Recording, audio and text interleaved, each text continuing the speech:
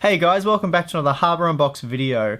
We're back at it again with a look at hyperthreading. This time the focus will be on the Core i3 range. For those of you who missed it, last month I investigated how much of an impact hyperthreading has on the Core i7 processors in today's games. Essentially, with hyperthreading disabled, a Core i7 quad-core becomes pretty much a Core i5 processor, and I was interested to see how much this impacted performance using graphics cards such as the GTX 1070, 1080 and Titan XP. As many of you know, Intel's more affordable, more mainstream Core i3 processor series also takes advantage of hyperthreading. In my previous video I mentioned this, and I also alluded to the fact that hyperthreading is extremely useful on a Core i3 processor, and therefore didn't test it or include it in that video, with the focus being mostly on the Core i7. I did things this way because I wanted to see how much hyperthreading benefited a quad-core processor, and if games could really take advantage of those 8 threads. But as it turns out, doing so kind of backfired, and a lot of you guys asked me to rerun the tests using a Core i3 processor. By disabling hyperthreading on a Core i3, you essentially end up with a dual-core Pentium processor, and this is the reason the Core i3 range seems to cop a lot of flack from some gamers, even though we think it's still very capable. Anyway, happy to oblige, I've taken a Core i3 6100 processor which comes clocked at 3.7 GHz and benchmarked it with and without hyperthreading enabled. This time around the Titan XP and GTX 1080 have been dropped. I don't think they are appropriate for testing budget processors.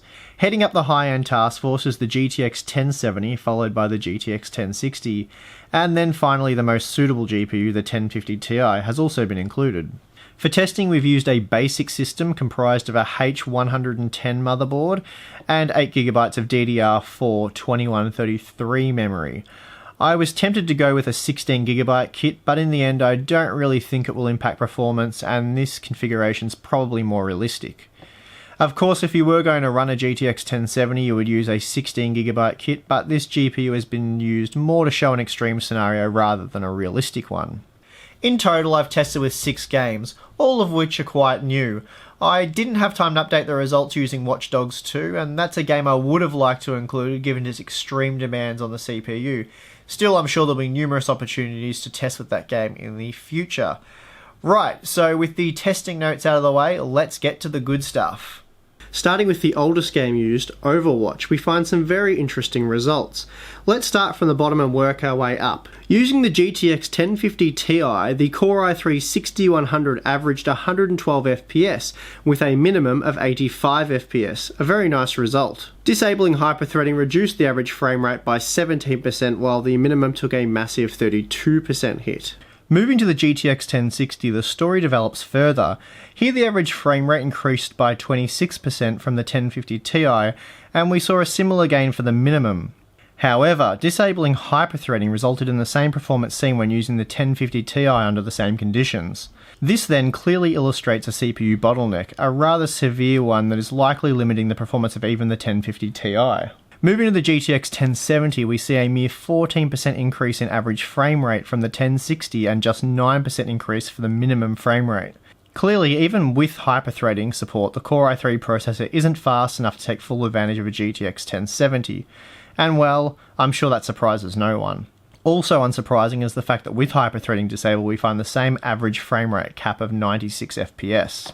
Interestingly, although F1 2016 kept our Core i7 6700K with hyperthreading enabled constantly loaded between 50 and 80%, it doesn't seem to benefit from hyperthreading on a Core i3 processor. Whereas the GTX 1060 averaged 77 FPS using the Core i7 6700K with hyperthreading disabled in our previous test, here the same GPU only managed 53 FPS when paired with the Core i3 6100.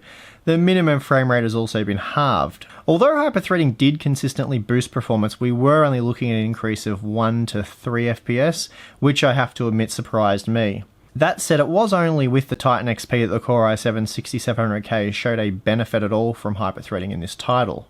In an interesting twist, we find quite the opposite when testing with Civilization 6, though admittedly these results are more what I was expecting to find. Previously with the Core i7 processor, hyperthreading only offered a few FPS boost in this title. This was also the case for the Core i3 6100 when testing with the GTX 1050 Ti. Clearly we're seeing a bottleneck here. However, once we move to the more powerful GTX 1060, things start to change and hyperthreading affords the Core i3 processor a 23% increase to the minimum and average frame rate.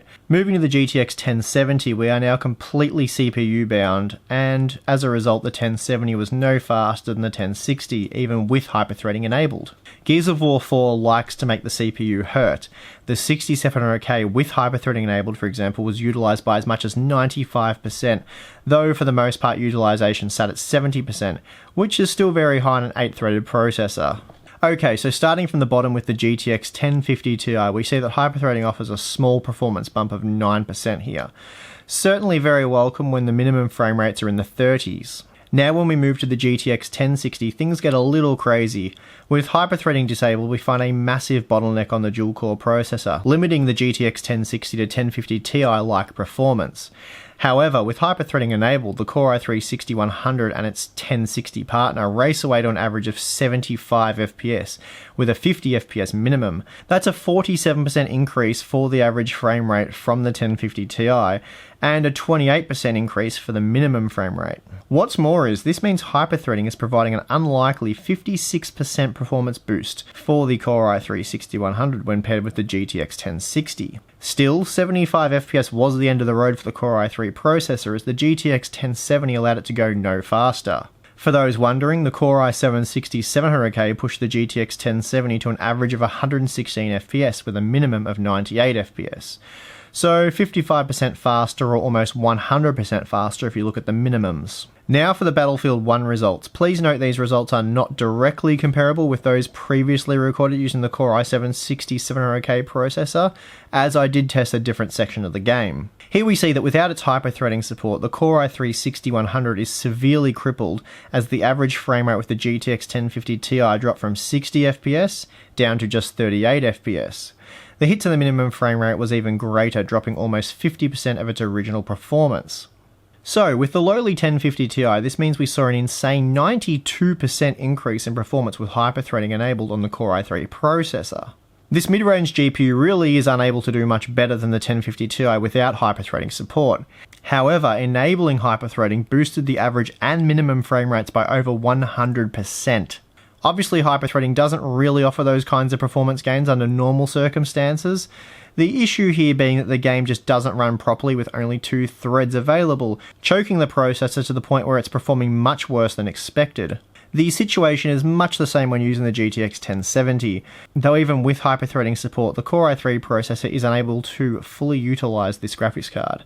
The 1070 was seen to be just 13% faster than the 1060 when comparing the average frame rate, and just 3% faster for the minimum. Lastly, we have Total War Warhammer, and this should provide some interesting and possibly different results, given that this is the only DirectX 12 game tested. Using the Core i7 6700K in our previous test, we saw a little difference between running the quad-core processor with or without hyperthreading. As you can see, this was also the case with the Core i3 6100 when using the GeForce GTX 1050 Ti graphics card. Just one extra frame was rendered with hyperthreading enabled. With the GTX 1060 installed, we saw a 10% increase in average frame rate with hyperthreading enabled, though the minimum was only boosted by 4%. Once we reached the GTX 1070, you can see without the aid of hyperthreading, we hit a wall at around 52 FPS. Enabling hyperthreading boosted performance further, though again this GPU is clearly just too powerful to be utilised properly by a Core i3 processor. For those wondering, the 6700K using the 1070 pushed over 110 FPS. Well, that was, for the most part, pretty much what we were expecting to find. As I said in the previous video, hyperthreading really does work wonders for the Core i3 processors. Games such as Battlefield 1 go from almost unplayable without hyperthreading to delivering around 60 FPS or more with hyperthreading. It's also worth noting that other games, such as Overwatch, which do take advantage of the Core i3's hyperthreading support, don't necessarily need it for playable performance. Here we saw, with hyperthreading disabled, still about 60 FPS, and that was with the GTX 1050 Ti using the ultra quality preset. Then you have titles such as Titanfall 2, which have a strict door policy preventing dual cores from entering. Sorry buddy, you're out of here, not enough cores. That was a dead processor, guys, so you can relax. I said relax, stop heading for the comments box. Anyway, where was I? Yeah, so it has been apparent for some time now that the life of a dual-core processor is running out. And hyper-threading really does help out the Core i3 range here by affording it 4 threads. Priced at $125 US or 150 Aussie, the Core i3 6100 is a perfect pairing for a budget graphics card such as the GTX 1050 Ti or Radeon RX 460 or the standard 1050. Budget graphics cards, you guys get the idea. The GTX 1060 cards are just a little bit too fast, we feel, though for the most part we're right on the edge here. Beyond that though, you'll want a Core i5 processor, particularly if you play games such as Battlefield 1, Gears of War 4, or by the looks of it the new Watch Dogs 2 game. Well, that wraps this one up. You guys asked for Core i3 testing, so I hope you enjoyed it. I'm your host Steve, I'll catch you guys next time.